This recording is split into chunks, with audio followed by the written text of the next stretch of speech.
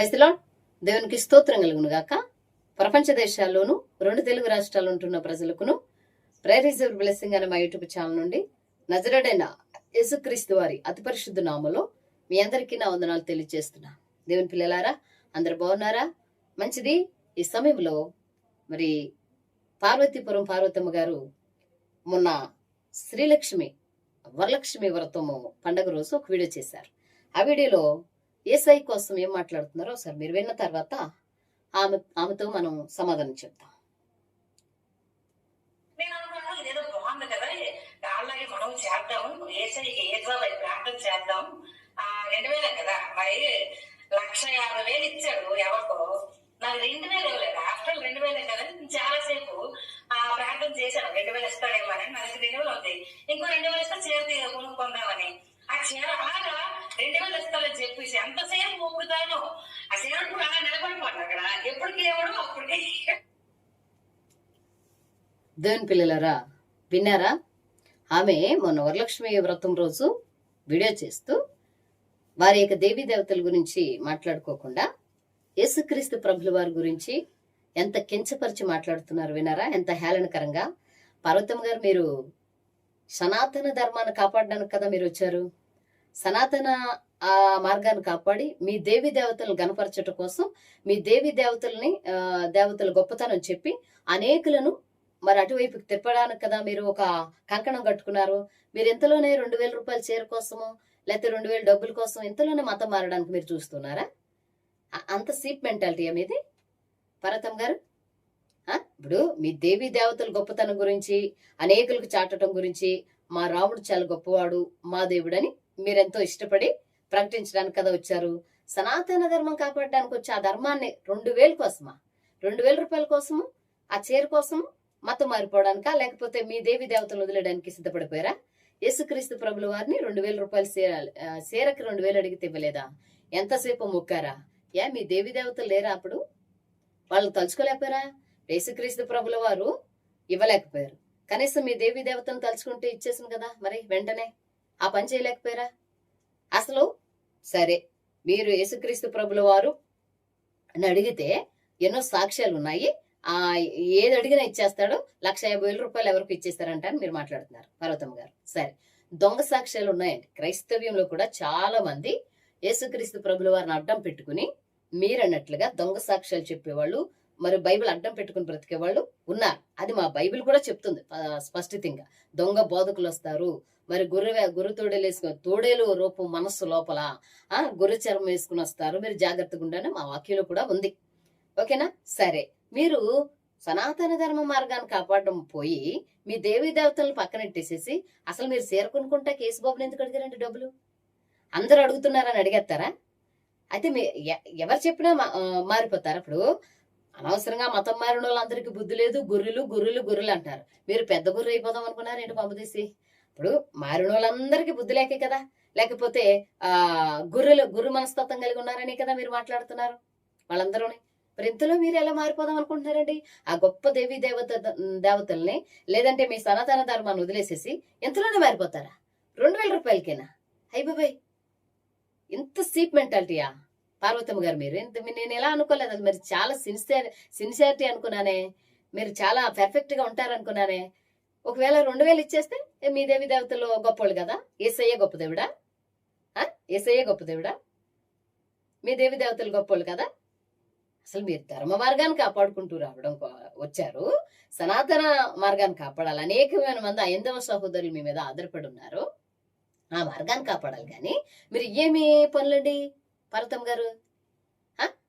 మీరు చెప్తున్నారా నేను నమ్మొచ్చేసాను, నేను ఏసని అడిగితే ఇంతకివ్వడా అంతకివ్వడా అని అంటున్నారు. పోన్లే, యేసుబాబుని అడిగితే ఇవ్వలేదు మీరు అన్నట్లుగానే. మరి మీ దేవి దేవతలు అడగలేపారా? ఒక నిమిషం. అంటే ఒక 2,000 రూపాయల చీర కోసం మొత్తం ధర్మ మార్గాన్ని పక్కనెట్టేశారు మీరు, సనాతన మార్గాన్ని.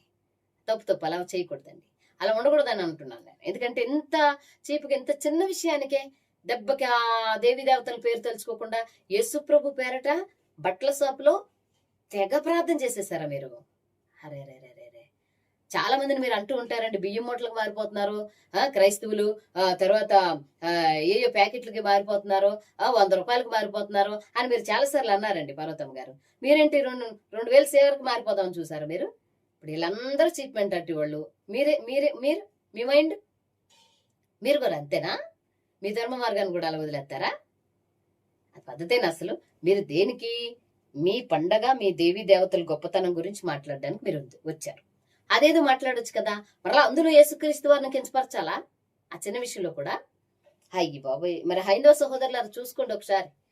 2000 రూపాయల చీర కోసం యేసుబాబుని మొక్కారంటే విడి. మీరు చూడండి సోదరులారు, ఒకసారి మీరు ఆలోచించండి. మీరు ఆలోచించి ఒకసారి ఆమె యొక్క ధర్మ మార్గం కాపాడుతున్నారా, లేకపోతే ఎటు గాలిస్తే అటు వాలిపోతారా? అంటే చీర ఎక్కువ రేటు ఉంది షాప్లోకి వెళ్ళాక, అంటే ఎక్కువ రేటు వలన మీ దేవీ దేవతలు ఇవ్వలేకపోయారా? ఏమనుకోవాలి అసలు పార్వతమ్మ గారు? ఏమనుకోవాలి అసలు? మీ దేవీ దేవతలు ఇవ్వలేదని యేసుబాబుని అడిగారా? లేకపోతే యేసుబాబు దగ్గర మా త్వరగా ఆ యొక్క సహాయం వస్తుందని అడిగారా? ఏంటి అసలు మీ మాటలేంటి? యేసుబాబు ఇవ్వలేదు ఇవ్వలేదు ఇవ్వలేదు అంటున్నారు. అసలు మీరు కాపాడాల్సిన మార్గం వదిలేసేసి, మీ దేవీ దేవతల గొప్పతనాన్ని వదిలేసేసి, పోనీ ఆయన ఇవ్వలేదనుకో, మరి మీ దేవీ దేవతలను అడగరాదు? అంత పని ఎందుకు చేశారు? 750 రూపాయలు చీర కొనుక్కొచ్చారా? ఒకసారి మీరు అడిగితే ఇచ్చేసేవారే కదా. సరే, మరలా ఈవిడేమన్నారు? ఇంకో మాట కూడా మనం విందాం దేవుని పిల్లలారా. చెప్పారు చాలా మోసం చేస్తున్నారు. అనుకోకుండా కష్టపడితే వస్తాయి డబ్బులు, చెమట కూర్చుతో వస్తాయి డబ్బులు. అర్థమైందా? ఇప్పుడు నేనే ఆశపడిపోయాను కదా, 2000 వస్తాయేమో చూద్దామని చెప్పేసి మరి మీ అందరు చేసిన బిజినెస్ అదే. మరి మీరు అందరూ మాటలకి నేను కూడా ట్రై చేయాల్సి వచ్చింది ఆఖరి. అయ్యో పార్వతమ్మ గారు, కాదు ఏంటి ఇంతలా దిగజారిపోయి నాకు అర్థం కావట్లేదు. అసలు మీ పద్ధతి ఏంటి? మీ పరిస్థితి ఏంటి? అసలు మీ మనస్తత్వం ఏంటి? అసలు మీ ఉద్దేశం ఏంటి? హైందవ సహోదరులు మిమ్మల్ని నమ్మి ఒక పాత్రగా మిమ్మల్ని ఎన్నుకున్నారు, మీకు ఎంతో సపోర్ట్ చేస్తున్నారు వాళ్ళు. ధర్మ ఏంటి, సనాతన ధర్మాన్ని, లేదంటే రాముల వారి గొప్పతనాన్ని కాపాడడానికి మీరు వచ్చి 2000 రూపాయల చీరకి మారిపోతానంటారేంటండి బాబు? ఆశపడిపోయారు మీరు అలాగా. ఎవరో చెప్పిన మాటలు వింటే మీరే అంటారు కదా, ఆళ్ళ మాటలు విని ఎందుకు మతం మారుతున్నారు? యేసుబాబు దగ్గర ఏముంది, ఆ బుక్ లో ఏముంది, కంటెంట్ లేదు, ఎందుకు మారుతున్నారా అని మీరే కదండి పార్వతమ్మ గారు అన్నారు. ఈలోగా మీకేమైంది? మీరే కదా. ఇప్పుడు అందులో ఏమీ లేని దానికి మీరు ఎలా పిచ్చి మాటలు గొర్రెల్లా నమ్మేసి వెళ్ళిపోతున్నారో అని మీరే కదా అంట. చాలా వీడియోస్ ఇప్పటి వరకు మీరు చేసే వీడియోస్ అన్ని అలాగే ఉన్నాయి. ఎంతలో మీకేమైపోయింది? ఆఫ్టర్ ఆల్ 2000 అంటున్నారు మీరు. ఆఫ్టర్ ఆల్ 2000కి దేవీ దేవతలను పక్కనట్టేసి యేసుబాబుని ముక్కేస్తారా? అసలు ఇది పద్ధతేనా? అయ్యో హైందవ సహోదరులారా చూడండి, మరి ఆ సహోదరి మీద మరి మీరు ఎంతో నమ్మకం పెట్టుకున్నారు. చాలా పర్ఫెక్ట్ సీనియర్టీ గా మాట్లాడతారు కదండి, మంచి సిన్సియర్టీ ఉంటుంది మీలో పార్వతమ్మ గారు. అలాంటిది ఈ 2000 రూపాయల చీర కోసం దెబ్బకి దేవీ దేవతలు పక్కనట్టేసేసి యేసుబాబుని మొక్కేస్తారా? సరే, యేసుబాబు ఎప్పటికొకప్పటికి ఎత్తారు, నాకు అందులోనైనా నిలకడగా ఉండండి పార్వతమ్మ గారు. ఇస్తారని మా నమ్మకం. మాయా జీవితాల్లో కూడా ఎన్నో మేలులు చేశాడు దేవుడు. అయ్యి మాకు తెలుస్తూ ఉంటాయి. కొంతమంది దొంగ సాక్ష్యాలు చెప్తారు మీరు అన్నట్లు. ఎంతో ఆశపడిపోయారా ఏంటండి? కష్టపడి సంపాదించాలి. అప్పుడు మీరేం చేస్తున్నారు? కష్టపడి సంపాదించడం అంటే దేవుడు, లేదంటే యేసుక్రీస్తు ప్రభుల వారు, లేకపోతే దైవ సేవకులు మీరు పని పాట మానేసి ఖాళీగా కూర్చోండి, మా యేసయ్య మీకు ఇస్తాడని ఏ సేవకుడు ఏ సేవకురాలు చెప్పలేదండి ఇప్పటికొచ్చి. బైబిల్లో కూడా లేదు. అయితే దైవ సేవకులుగా మేము ఒక పాత్రలో ఉన్నప్పుడు మిగతా వారు మా వరకు మేము చేయాలి, ఒళ్ళొంచి కష్టపడాలంటున్నారు. చాలా కష్టం క్రైస్తవ్యంలో కొనసాగాలంటే. ఇప్పుడు మన పీఠాధిపతులు పూజారులు ఉన్నారండి, వాళ్ళకి మిగతా వారు కూడా మరి ఏది ఇచ్చుకుంటా ఉంటారు కదా. వారంతు వారి ఆశలన్నీ చంపుకుని వారికి ఉన్న ప్రతి కుటుంబ భారాన్ని పక్కన పెట్టి ఆ ధర్మాన్ని కాపాడటం కోసం వాళ్ళు ఎంతో సమర్పణ చేసుకుని ఉంటారు కదమ్మా. వాళ్ళకి మీ వాళ్ళందరూ ఏం చేస్తారండి? ఏదో ఎంతో కొంత ఇచ్చుకుంటూ ఉంటారా, లేదా ముడుపులు చెల్లిస్తూ ఉంటారా లేదా? అలాగనే దైవ సేవకులు అంటే ఒక ప్రతినిధులుగా, మీకు పూజారులు ఎలాగో మా క్రైస్తవ్యంలో దైవ సేవకులు అలాగా. నిజమైన దైవ సేవకుల కోసం చెప్తున్నాను నేను, నిజమైన పాస్టర్ల కోసం చెప్తున్నానండి పార్వతమ్మ గారు, అందరి కోసం కాదు. అలాగున మాకు వారికి తోసింది దేవుని ప్రేరణ బట్టిస్తే దాని మీద కష్టపడి ఒళ్ళొంచి కష్టపడాలంటున్నారు. ఇప్పుడు మిగతా వాళ్ళందరూ ఏం ఒళ్ళొంచి కష్టపడేస్తున్నారండి? ఏ ఉద్యోగం చేసేస్తున్నారండి? ఇప్పుడు మీ వంతు మీరు ఉన్నారంటే మీకు ఉండే వర్కులు మీకు ఉంటాయండి. ఇదే పని మీద ఉండరు కదా. కాకపోతే మాట్లాడినప్పుడల్లా చెప్తూ ఉన్నారు మీరు. వస్తా ఉంటారు ఎదరికి. అదే అంతేనా? ఇంకేమైనా ఉందా? కష్టపడి ఒళ్ళోంచి సంపాదించే పీఠాధిపతులు, పూజారులు వాళ్ళందరూ ఉన్నారంటే మీ ధర్మ మార్గాన్ని కాపాడడం కోసం వాళ్ళన్నీ వదులుకొని వారు ఆ రకంగా పాపం నిష్ఠతో ఉంటారు. వాళ్ళకి మీరు చెల్లించాల్సినవన్నీ చెల్లిస్తారు. మా మా యొక్క మార్గంలో కూడా అంతే.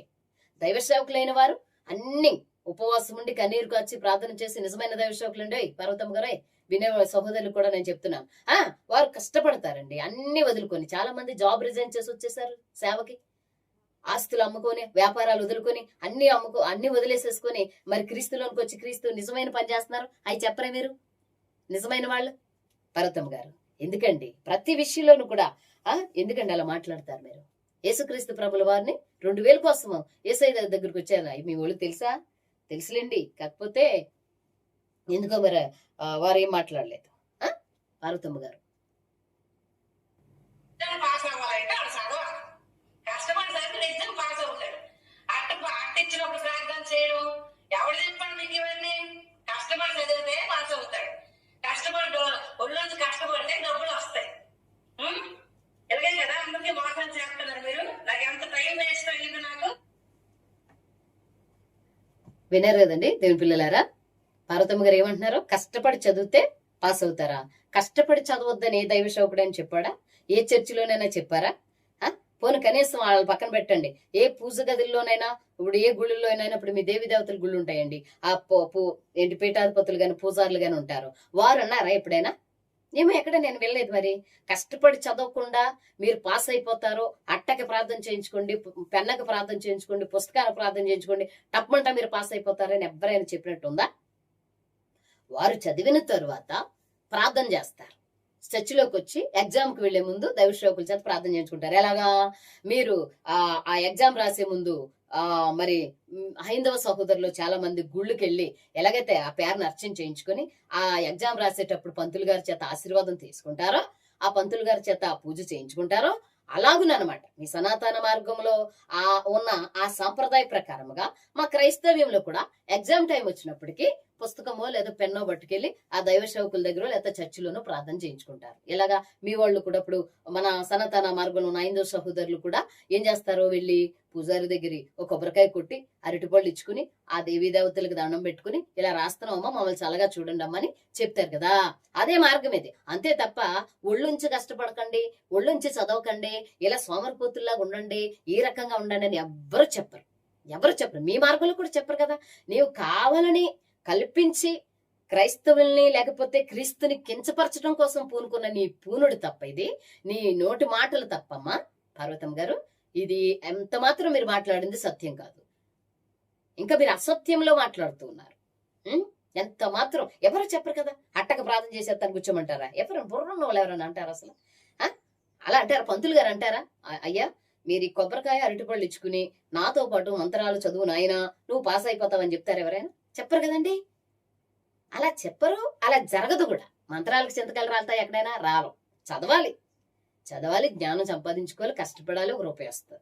అంతేనా? ఇంకా ఏమైనా ఉందా? ఇష్టం వచ్చినట్టు అంటే మీకేది ప్రేరేపణ వస్తే లేదంటే ఏది మాట్లాడాలనుకుంటే మాట్లాడేస్తున్నారు. ఎంతలో మతం మార్పడానికి చూసారు. 2000 కోసమా? 2000 రూపాయల కోసమా దేవీ దేవతలను వదిలేసేసి ఏసైని మొక్కేశారు మీరు. మిమ్మల్ని నమ్ముతున్నారు మరి వాళ్ళు.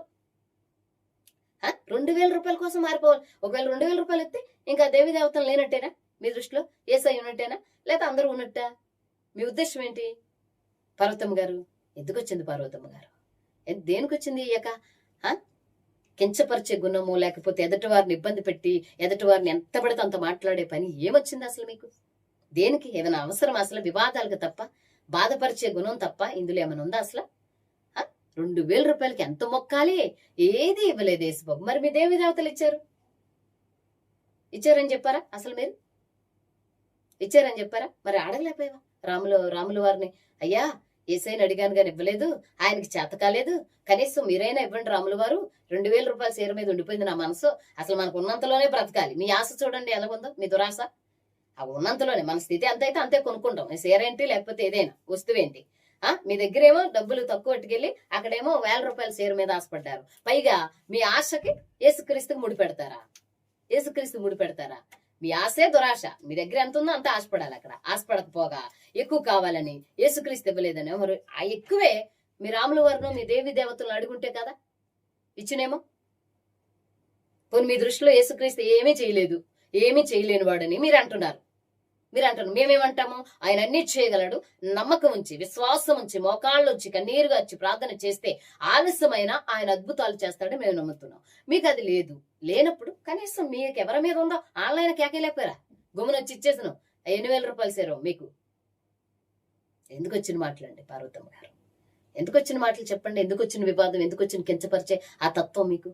మార్చుకోండి పార్వతమ్మ గారు, మార్చుకోండి. చాలా మంది ఆత్మాభిమానము లేకపోతే మనోభావాలు దెబ్బతీసేటట్టు మీరు మాట్లాడుతున్నారు.